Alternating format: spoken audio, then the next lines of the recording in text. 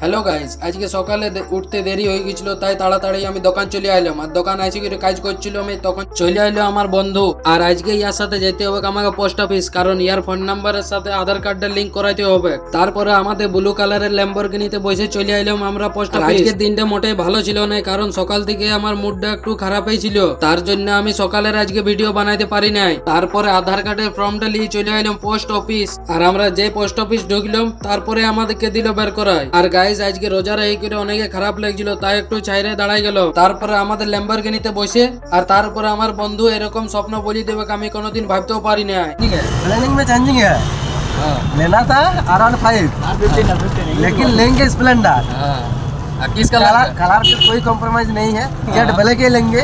আর আজকে আমাদের ডক্টর সাহেব অপারেশন থিয়েটার ছাড়ি করে সেটের থিয়েটারে কাজ করছে, আর দেখতে দেখতে 2টো বাজে গেল। আর গাইস, আজকে আমাকে একটু কোনো ভালো লাগছে না, তাই নামাজ পড়ি করে একটু বসেছিল মনটাকে শান্তি করার জন্য।